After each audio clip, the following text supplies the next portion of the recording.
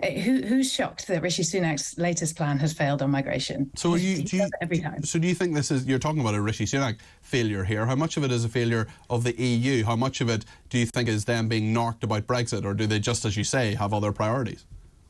I think it's more about other priorities. They've got, as I say, a lot on their plate. So they have to pass this big new asylum and migration package of laws before the end of the current parliament, which ends next year. So they've got less than a year now to get these final agreements on all of these deals across, as I say, the 27 countries that have very different priorities on this and very strong opinions in all directions on this. So they really don't have time for the UK to come along and say, oh, what about us? The UK receives far fewer asylum applications than most comparable EU countries do.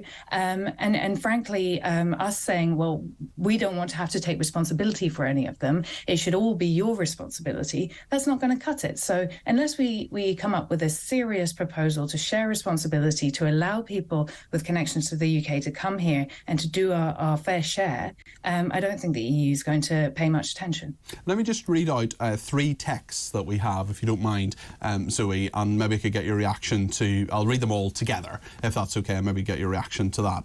Adrian in Daventry says, Peter, why does no one have the guts to ask Sunak live in an interview, Mr Prime Minister, why are you allowing UK companies to profit from these illegal migrants, and why are you too weak to protect our border? Another texter says, Peter, boats from France land on the UK coastline every single day. If France is claiming that they stop 53% of the boats, then we should have the video evidence of them doing just that every single day. Where is this evidence? The French government are liars. And a third texter saying, Peter, the UK government should employ French companies to patrol the beaches and destroy the boats. It would probably be cheaper than paying the cards in the French government to do it. I mean, there's real anger there, and this is typical of, we can't read out every single message we get, but that is typical of what people are saying. They're really annoyed at the French in all of this, and at Rishi Sunak as well. What do you make of those sentiments, Zoe? Yeah, well, I share a lot of those feelings. Certainly, I think it was preposterous that it was just about 3 months ago that Rishi Sunak announced a further £480 million that we'd just be chucking over to the French to, have more patrols and more detention and more. It's the same old rubbish that we've been paying for France to do on our behalf at the border for decades now, and it doesn't work, right? And I think that there is a part of that which is how the French go about it. I don't really know. We don't have that video evidence to see how it happens. I'm sure they are stopping a lot of people from crossing. They're certainly making life miserable for migrants who are in limbo at the border zone. But obviously, it isn't illegal in France to take a boat and leave the country, so that they wouldn't be committing a crime. They are limited to act in what is legally allowed. France can't deport these people because they're refugees and they're protected from deportation. So it's an issue that needs us to act like grown-ups and to get around the negotiating table in terms of actually taking responsibility and taking our share. And instead, we have this buck shifting. The French say you touched it last, and we say no, you touched it last. And in the meantime, we've thrown millions and millions and millions of pounds at this over decades, as I say, and it isn't getting us anywhere. So perhaps it's time that we try a new approach, as I say, one that focuses on protecting human life above all else, one that says both France and the UK will have to take responsibility for many refugees. People move. That's just what happens.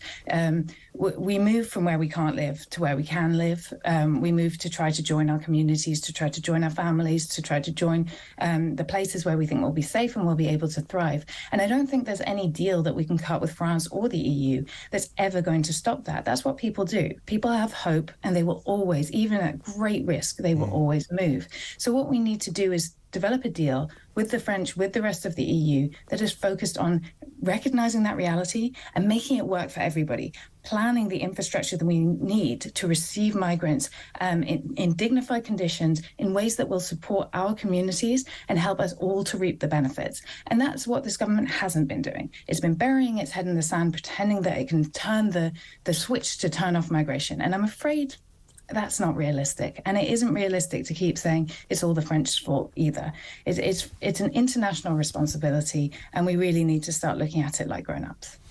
Zoe, thank you very much indeed. Zoe Gardner there is a migration policy expert. I think she's given me quite a lot to think about in regard to that, quite a lot of new points that I haven't heard